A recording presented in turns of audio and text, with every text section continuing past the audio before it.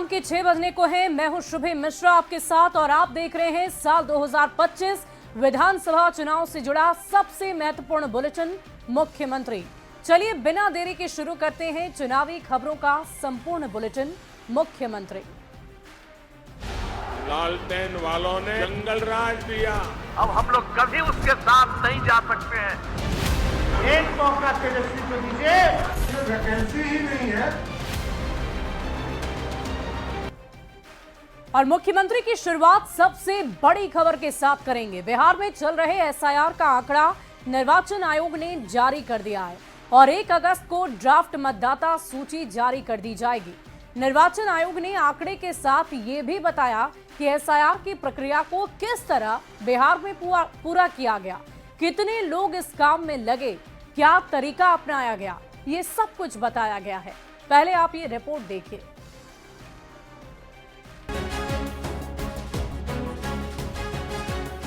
SIR यानी special intensive revision, पिछले 1 महीने से ये शब्द हर गली नुक्कड़ पर चर्चा का केंद्र बना हुआ है। सिर्फ बिहार ही नहीं बल्कि पूरे देश में राज्य के हर जिले, हर पंचायत और हर शहर में मतदाता सूची को अपडेट करने का अभियान चलाया गया। लाखों की संख्या में बीएलए और बीएलओ करोड़ों लोगों के घर तक पहुंचे। निर्वाचन आयोग ने बिहार में हुए एसआईआर की प्रक्रिया की पूरी जानकारी भी साझा की है। आखिर कैसे किया गया एसआईआर, तो वो भी समझिए। एसआईआर पर ईसीआई ने बड़ा अभियान चलाया। बीएलओ और बीएलए के साथ मिलकर ये अभियान संयुक्त रूप से चलाया गया। अस्थायी रूप से पलायन करने वाले मतदाताओं के लिए 246 अखबारों में विज्ञापन दिया गया। शहरी मतदाता ना छूटे, इसके लिए शहरों में कैंप लगाए गए। हर नगर निगम के 3 अधिकारी को काम में लगाया गया। 18 साल के युवाओं के लिए विशेष अभियान चलाया गया। अभियान में मतदाता और राजनीतिक दल शामिल हुए। निर्वाचन आयोग ने 10 करोड़ 20 लाख एसएमएस भेजे। 38 जिले में शिकायत और समाधान के लिए अधिकारियों को लगाया गया। निर्वाचन आयोग पूरे देश में विशेष गहन पुनरीक्षण यानी एसआईआर कराने वाला है। इसका पहला चरण बिहार से शुरू हुआ और अब एसआईआर के आंकड़े भी जारी हो गए। निर्वाचन आयोग की ओर से जारी आंकड़ों के मुताबिक बिहार के 7 करोड़ 24 लाख मतदाताओं के गणना फॉर्म जमा हो चुके हैं। 2.83% यानी 22 लाख मतदाता मृत पाए गए। 4.59% यानी 36 लाख मतदाता स्थायी तौर पर स्थानांतरित या नहीं मिले। 0.89% यानी करीब 7 लाख मतदाता का नाम 1 से अधिक जगहों पर दर्ज पाया गया। ड्राफ्ट मतदाता सूची में 65 लाख मतदाता का नाम कटना तय है। 1 अगस्त को इलेक्शन कमीशन बिहार की ड्राफ्ट मतदाता सूची जारी करेगा। ड्राफ्ट सूची से बिना नोटिस और आदेश के किसी मतदाता का नाम नहीं कटेगा। सभी 12 राजनीतिक दलों को निर्वाचन आयोग मतदाता सूची देगा। बिहार देश का पहला राज्य है जहां एसआईआर कराया जा रहा है। ऐसे में सभी की नजर इस पर टिकी हुई है। बहरहाल आंकड़े जारी हो चुके हैं और 1 अगस्त को ड्राफ्ट वोटर लिस्ट भी जारी हो जाएगी और इसके साथ ही तस्वीर भी और साफ हो जाएगी। Bureau report, news 18।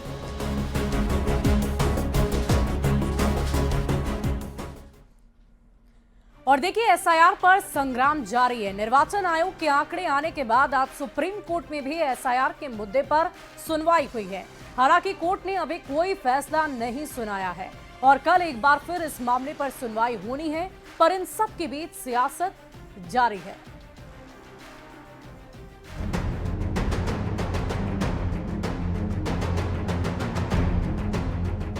एसआईआर का मुद्दा बिहार में लगातार सुलग रहा है। तमाम राजनीतिक दलों के साथ हर एक नागरिक भी एक-एक डिटेल पर नजर बनाए हुए है।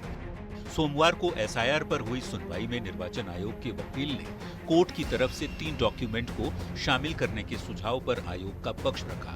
ईसी के वकील ने कोर्ट को बताया, राशन कार्ड पर आपत्ति ईसी को आपत्ति है। वोटर आईडी इसलिए नहीं मान्य है क्योंकि ये विशेष गहन पुनरीक्षण है और आधार कार्ड को पहले से ही फॉर्म में दर्ज किया गया है। ईसी का पक्ष सुनने के बाद कोर्ट ने आगे की सुनवाई के लिए 29 जुलाई की तारीख तय की है। कोर्ट में जारी सुनवाई के बीच मामले पर सियासत भी जारी है। आरजेडी के प्रदेश अध्यक्ष मंगनीलाल मंडल ने मृत मतदाताओं के आंकड़े पर सवाल खड़े किए हैं। का फिगर है 8 लाख अब हो गया है, 8 अंतर, 8 लाख अभी अंतर आ गया है। तो जवाब हम कैसे देंगे? कोई पॉलिटिकल पार्टी नहीं दे सकती है जवाब, क्योंकि पॉलिटिकल पार्टी का काम नहीं है ये। सवाल तो पूछ रहे हैं ना आप लोग। हाँ, तो ये आज सुप्रीम कोर्ट में है। आरजेडी के आरोप पर एनडीए नेताओं ने पलटवार किया और कहा कि घुसपैठियों और रोहिंग्या वोटरों के नाम मतदाता सूची से कटने के बाद तेजस्वी यादव बेचैन हैं। और जो विपक्षी, जो आपने देखा हुआ कि बिहार विधानमंडल में या जिस प्रकार से अभी जो संसद का सत्र चल रहा है, जिस प्रकार का व्यवहार कर रहा है, इससे लग रहा है कि उन्होंने अपने हार को स्वीकार कर लिया। आयोग निष्पक्ष चुनाव कराने के लिए जो वोटर लिस्ट में जो आदमी मर गया उनका भी नाम है, जो नहीं है दूसरे जगह चले गए उनका नाम है, जो 2 जगह नाम, जो एक ही माने आदमी का 2 जगह 3 जगह नाम है, उसको छांटने का काम किया। तो उन्होंने जो उचित है वह किया है। बिहार विधानसभा से पहले एसआईआर पर सियासत गरमाती जा रही है। तेजस्वी यादव ने तो यहां तक कह दिया है कि अगर वे निर्वाचन आयोग के काम से संतुष्ट नहीं हुए तो चुनाव का बहिष्कार भी कर सकते हैं। बहरहाल मामला फिलहाल कोर्ट में है और सर्वोच्च न्यायालय के अंतिम फैसले पर सभी की नजर है। दिल्ली से संवाददाता शंकर आनंद के साथ ब्यूरो रिपोर्ट, न्यूज़ 18।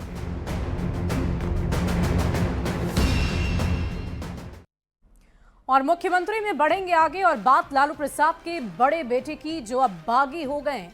पार्टी और परिवार से निष्कासित होने के बाद तेज प्रताप अब अपने दम पर चुनावी दंगल में कूदने को तैयार है। उन्होंने कहा कि वो महुआ से चुनाव लड़ेंगे और कोई उन्हें रोक नहीं सकता। तेज प्रताप के इस अंदाज पर अब सियासी बयानबाजी भी तेज हो गई है। तो तेज प्रताप यादव लालू यादव का खून है, जो कहता है वो करके दिखाने का। हम हवाबाजी नहीं करते हैं, हम हेलीकॉप्टर वाला नेता नहीं, हम जमीनी नेता है, जमीन को फाड़ के रखता है। हरी टोपी और लालटेन छाप छिन जाने के बाद अब लालू प्रसाद के बड़े बेटे तेज प्रताप यादव नए अभियान में जुट गए हैं। सपोर्ट कीजिए, जुड़िए। रविवार को अपनी नई टीम के साथ तेज प्रताप यादव मुजफ्फरपुर के बोचहां पहुंचे और खूब गरजे। उन्होंने आरजेडी के कुछ नेताओं को भी लपेटे में ले लिया। राजद में देख लीजिए, बहुत सारा ऐसा लोग भी है कि वो नेता का फोटो नहीं लगा था। जो नेता संघर्ष करके पटिया को आगे बढ़ाया, उसी का फोटो बैनर होर्डिंग पे नहीं लगाता, अपना चेहरा चमकाता है। तेज प्रताप यादव ने भी बता दिया कि वो इस बार महुआ से चुनाव लड़ने वाले हैं। दावा किया है, क्या कहेंगे? दावा क्या किया, हम लड़ रहे हैं चुनाव, वहाँ से लड़ रहे हैं, फिर से नई पार्टी बना रहे हैं और टीम तेज प्रताप नजर आ रही है। तेज प्रताप है, संगठन बनाया। पार्टी के समानांतर अपनी तैयारी कर रहे तेज प्रताप यादव के इस अंदाज पर सियासी बयानबाजी शुरू हो गई है। जिस तरह मुगलिया सल्तनत में तख्त को पाने के लिए परिवार के अंदर ही कत्लेआम हो जाते थे, ठीक उसी तरह से परिवारवादी और वंशवादी पार्टियों में राजनीतिक हत्याएं होती रहती हैं। तेज प्रताप यादव जी इसी के शिकार हुए हैं। अब घूम रहे हैं, जनता से मिल रहे हैं, महुआ सीट से लड़ने का ऐलान किया है, अन्य लोगों को भी लड़ाएंगे। तो सीधी चुनौती तेजस्वी यादव जी को मिल रही है और राष्ट्रीय जनता दल के बड़बोले तेज प्रताप क्या बोलते हैं और क्या कहते हैं जनता अच्छी तरह जानती है। 7 फेरे लेने वाली पत्नी का तिरस्कार कर उन्होंने मातृशक्ति का अपमान किया है। महिलाएं इसका बदला लेने को भी आतुर बैठी हैं। स्वागत करें। तेज प्रताप प्रकरण पर अब तक आरजेडी ने चुप्पी साध रखी है, पर तेज प्रताप यादव अपने विचार खुलकर जाहिर कर रहे हैं। देखना दिलचस्प होगा कि अपने दम पर चुनाव जीतने का दावा कर रहे तेज प्रताप जनता को अपने पाले में कर पाते हैं या नहीं। मुजफ्फरपुर से संवाददाता प्रियांक सौरभ और पटना से विनीता मिश्रा के साथ ब्यूरो रिपोर्ट, न्यूज़ 18। अपने लोगों को चुनने का काम किया, बाहरी लोगों को चुनने का काम नहीं। और आइए मुख्यमंत्री में अब आपको सुनाते हैं बयान बवाली, यानी ऐसा बयान जिस पर बवाल मच गया है। सबसे पहले हम आपको सुनवाएंगे आरजेडी विधायक भाई वीरेंद्र का वो बयान जो उन्होंने दिया है। हाल ही में मॉनसून सत्र में उन्होंने सदन के अंदर बाप वाला बयान दिया था, जिस पर बवाल मचा, और अब उन्होंने एक पंचायत सचिव को जूते से मारने की धमकी दे डाली है। अरे विधायक जी बोलिए, फिर जूता से मारेंगे घींच के, समझा? तू टेप करो चाहे जू करो। तुम कह रहा कि विधायक जी बोले प्रोटोकॉल का ख्याल नहीं रखेगा रे। ये आवाज है भाई वीरेंद्र की। भाई वीरेंद्र कौन है ये आप जानते होंगे, अगर नहीं जानते तो शायद आपको भी इसी तरह की धमकी मिल सकती है। दरअसल मनेर के विधायक भाई वीरेंद्र ने किसी का मृत्यु प्रमाण पत्र बनाने के लिए एक पंचायत सचिव को फोन किया, पर पंचायत सचिव ने उन्हें पहचाना नहीं। बस फिर क्या था, भाई वीरेंद्र भड़क गए और उसे जूते से मारने की धमकी दे डाली। हेलो, हाँ भाई वीरेंद्र बोल रहे हैं। हाँ बोलिए। बोलिए, कौन बोल रहा है रे? इनसे बात करना है आपको? अरे पंचायत सचिव से मैं बात करना चाह रहा हूँ। हाँ पंचायत सचिव बोल रहा हूँ, बोलिए। अरे तो भाई वीरेंद्र को तुम नहीं पहचानता है, तू कहेगा कि बोलिए। तो अपना परिचय दीजिएगा तब ना। अरे भाई वीरेंद्र का नाम परिचय देना पड़ता है। भाई वीरेंद्र मेरा नाम है, तू नहीं जानता भाई वीरेंद्र कौन है तुम्हारा? भाई वीरेंद्र मनेर का कौन है नहीं जानते हो तुम? नहीं जानकारी रहता तो ऐसे थोड़ा बतियाते हैं। कहाँ इंग्लैंड का है का तू? टेढ़िया तू है रे। आए मनेर का विधायक को नहीं जानता तुम? हाँ विधायक जी बोलिए। अरे विधायक जी बोलिए, फिर जूता से मारेंगे घींच के, समझा? तू टेप करो चाहे जू करो। तुम कह रहा कि विधायक जी बोले प्रोटोकॉल का ख्याल नहीं रखेगा रे। विधायक जी पंचायत सचिव को प्रोटोकॉल की सीख दे रहे हैं, पर शायद खुद भाषा की गरिमा भूल गए। बहरहाल ये ऑडियो वायरल होने के बाद हमने भाई वीरेंद्र से संपर्क साधने की कोशिश की, पर संपर्क नहीं हो पाया। आरजेडी ने कुछ कहने से इनकार कर दिया, पर विरोधी इस पर जमकर बवाल कर रहे हैं। देखिए, एक जनप्रतिनिधि का नैतिक आचरण कैसा हो, ये राष्ट्रीय जनता दल में नहीं सिखाया जाता। राष्ट्रीय जनता दल के लोगों ने लगातार लोगों को डराने धमकाने की राजनीति की है।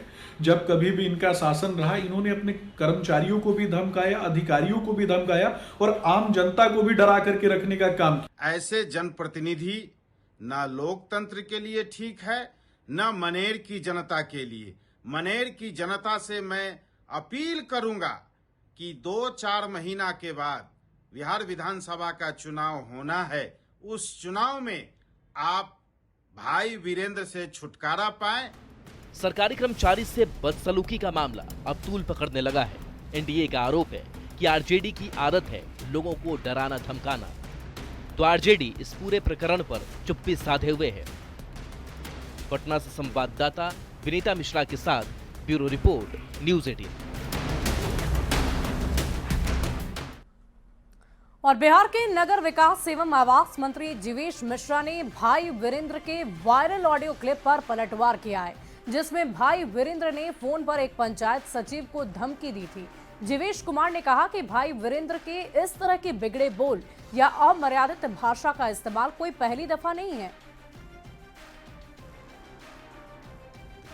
जो विधानसभा के कार्रवाई के दरमियान अपशब्द का प्रयोग कर सकते हो, उस व्यक्ति के लिए मेरे हिसाब से ये छोटी बात है। उनके आचरण में यही चीज़ है। आप इसकी बात क्यों कर रहे हैं? वो पंचायत सचिव से बात कर रहे हैं। वो तो सदन में गाली आ रही है, विधानसभा के बाहर किस प्रकार गाली बक रहे हैं आप देखे होइएगा। सदन के अंदर किस प्रकार के शब्दों का, वो भूल गए कि उनके साथ बैठे हुए सभी लोग चुने हुए प्रतिनिधि है। और आइए मुख्यमंत्री में अब आपको दिखाते हैं चुनावी वायरल, यानी ऐसी तस्वीर जो चुनावी मौसम में वायरल हो रही है। चुनाव नजदीक है तो सभी पार्टियां अलग अलग तरकीब लगाकर जनता का ध्यान अपनी ओर आकर्षित करने में लगी है। बिहार के मुख्यमंत्री नीतीश कुमार के चुनाव प्रचार के लिए भी एक विशेष रथ मंगा लिया गया है, जिस पर सवार होकर नीतीश कुमार धुआंधार चुनाव प्रचार प्रसार करेंगे।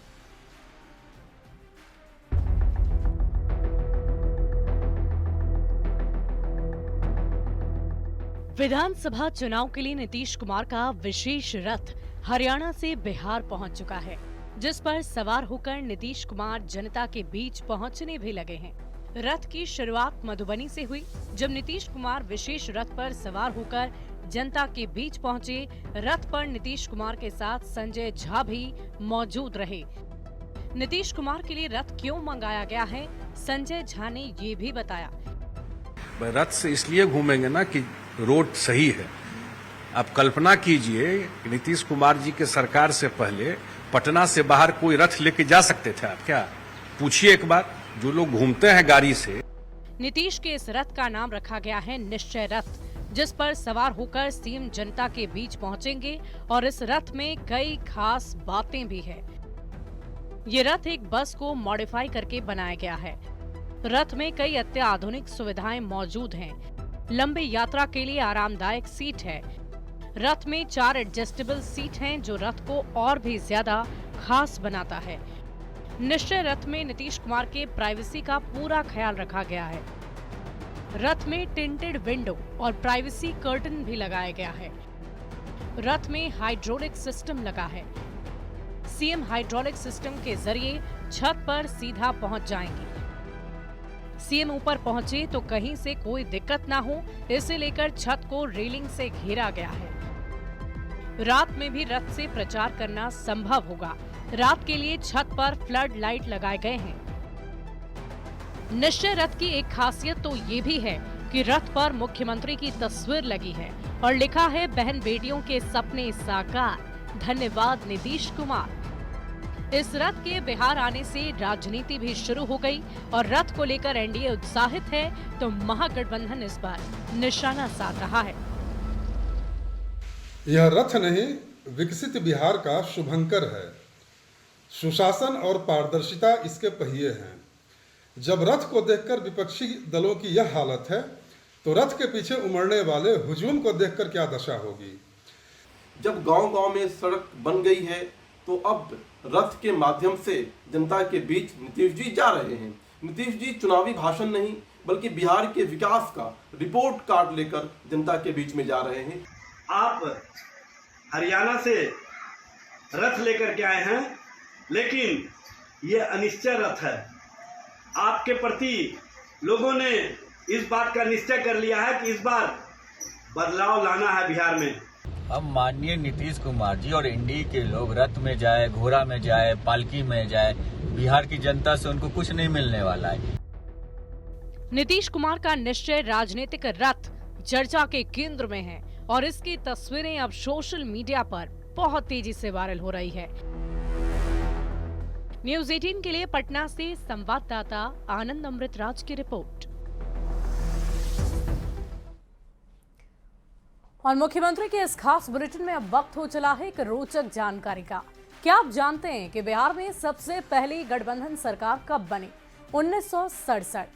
1967 में कांग्रेस को पहली बार बिहार में स्पष्ट बहुमत नहीं मिला और इसके बाद संयुक्त विधायक दल SVD नाम का एक गठबंधन बनाया गया, जिसमें समाजवादी पार्टी, जनसंघ, CPI, स्वतंत्र पार्टी और अन्य दल शामिल थे। इस गठबंधन की अगुवाई की महामाया प्रसाद सिन्हा ने। महामाया प्रसाद सिन्हा बिहार के पहले गैर कांग्रेसी मुख्यमंत्री बने। ये प्रयोग न सिर्फ बिहार बल्कि देश की राजनीति के लिए एक मील का पत्थर रहा। यही मॉडल आगे चलकर केंद्र में 1977 में जनता पार्टी सरकार और बाद में यूपीए, एनडीए जैसी गठबंधनों की बुनियाद बना। तो है ना ये रोचक जानकारी। और देखिए, केंद्रीय गृह राज्य मंत्री नित्यानंद राय ने 2025 में एनडीए सरकार बनने का दावा किया है। समस्तीपुर में नित्यानंद राय ने यह कह दिया कि लालू प्रसाद के 15 साल के शासनकाल में बिहार विकास से दूर रहा। अपराध चरम पर था और अपहरण का उद्योग चल रहा था। न सड़कें थी, न बिजली, न रोजगार। और अब पीएम मोदी और सीएम नीतीश के नेतृत्व में बिहार का विकास हो रहा है।